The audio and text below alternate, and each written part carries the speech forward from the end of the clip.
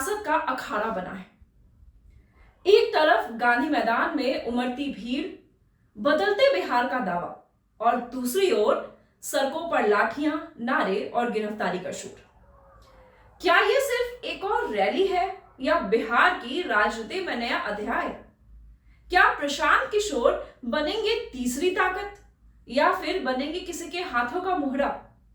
और कन्हैया कुमार की यह पदयात्रा क्या युवाओं की आवाज है या सियासी स्टंट? 2025 के चुनाव से पहले पटना की ये दो बड़ी तस्वीरें बहुत कुछ कह रही है, पर असली सवाल यह है, बिहार की जनता किस पर यकीन करेगी? प्रशांत किशोर, कभी चुनावी रणनीति के मास्टरमाइंड, आज खुद मैदान में है।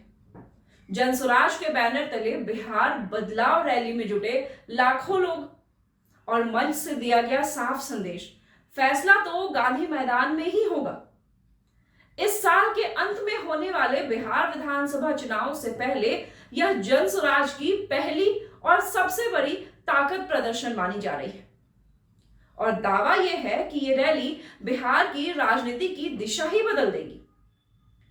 लेकिन पटना की सड़कों पर एक और तस्वीर उभर रही है, जहां कांग्रेस नेता कन्हैया कुमार और एनएसयूआई के कार्यकर्ता पलायन रोको, नौकरी दो के नारे लगाते मुख्यमंत्री आवास की ओर बढ़ रहे थे।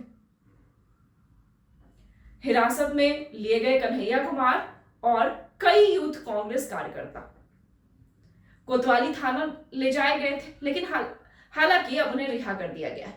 नीतीश सरकार जन आवाज को दबाने की कोशिश कर रही है। एक तरफ पीके की चुनावी जमीन तैयार होती दिख रही है, तो दूसरी तरफ कांग्रेस युवा मुद्दों के साथ सड़कों पर है। और इन सबके बीच नीतीश कुमार और लालू प्रसाद यादव की अगुवाई वाले दोनों पुराने ध्रुव भी मैदान में उतरने को तैयार है। बिहार की राजनीति पटना में कन्हैया कुमार समेत कई कांग्रेस कार्यकर्ताओं को हिरासत में लिया गया। पुलिस ने पटना में प्रदर्शनकारियों पर लाठीचार्ज भी किया। बिहार में इस साल के आखिर में विधानसभा चुनाव का आयोजन होना है। इसे लेकर सभी राजनीतिक दलों ने अपनी अपनी तैयारियां शुरू कर दी है। इसी क्रम में कांग्रेस पार्टी बिहार में पलायन रोको, नौकरी दो पदयात्रा निकाल रही थी। इस पदयात्रा का नेतृत्व एनएसयूआई के राष्ट्रीय प्रभारी कन्हैया कुमार कर रहे थे। शुक्रवार को कन्हैया कुमार और कांग्रेस के अन्य कार्यकर्ताओं ने मुख्यमंत्री आवास की ओर जाने की कोशिश की, जहां उनकी पुलिस के साथ झड़प हो गई। पुलिस ने कन्हैया कुमार समेत कई कांग्रेस कार्यकर्ताओं को हिरासत में ले लिया। एनएसयूआई के राष्ट्रीय प्रभारी कन्हैया कुमार और कांग्रेस कार्यकर्ताओं को पटना पुलिस द्वारा हिरासत में लिए जाने के बाद कोतवाली थाना ले जाया गया।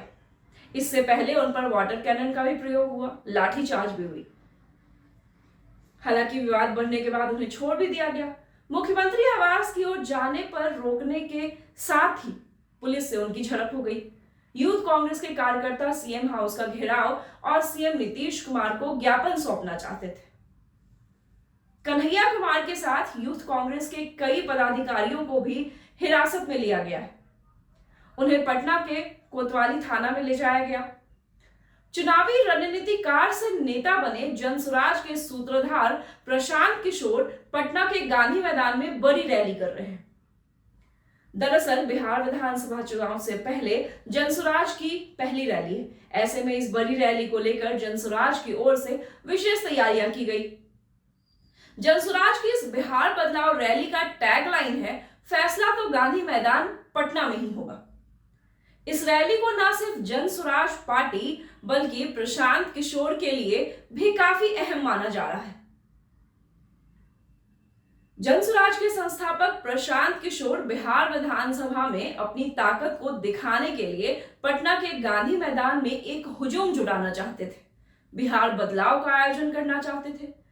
उनकी तरफ से 5 लाख से अधिक लोगों के गांधी मैदान में पहुंचने का दावा भी किया जा रहा था, लेकिन शाम 4:45 तक हजारों की संख्या में लोगों के लिए बिछाई गई कुर्सियां खाली ही रह गई।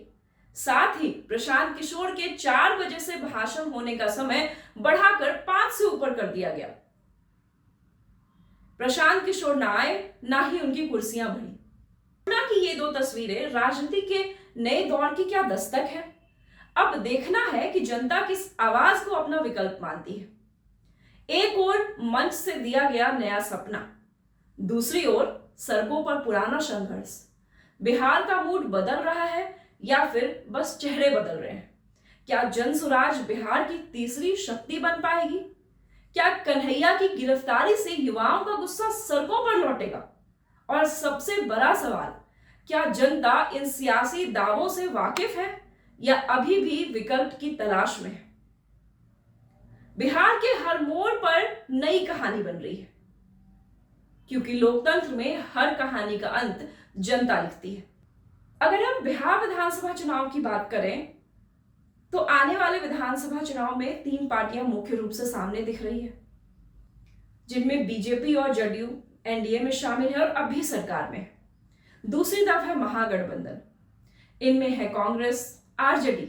अगर हम इन दोनों पार्टियों की बात करें तो ये पार्टियां आज के वक्त में अपने आप को स्टेबल मानती है। कांग्रेस अलग रणनीति पर चल रही है, आरजेडी अलग रणनीति पर चल रही है, बीजेपी की एक अपनी रणनीति है और जदयू की एक अलग रणनीति है। आने वाले बिहार विधानसभा चुनाव में जनता का मूड क्या होगा? जनता इस बार किसे बिहार की सत्ता सौंपेगी और किन मूड पर जनता वोट करेगी? क्या इस बार भी बिहार की जनता धर्म और जातीय समीकरणों के बीच फंसकर रह जाएगी या फिर इस बार इन समीकरणों से ऊपर उठकर जनता बेरोजगारी, शिक्षा, कुव्यवस्था जैसे मुद्दों पर वोट करेगी? खैर, ये तो आने वाला वक्त ही बताएगा। बिहार विधानसभा चुनाव काफी नजदीक है और आने वाले वक्त में पता चलेगा कि बिहार की जनता का असली मूड क्या है और बिहार की सत्ता के लिए जनता आखिर किसे चुनती है। अगर आपको ये वीडियो पसंद आया हो तो वीडियो को लाइक करें, शेयर करें, हमारे चैनल को सब्सक्राइब करें। देखते रहें द मेट्रो 24। नमस्कार।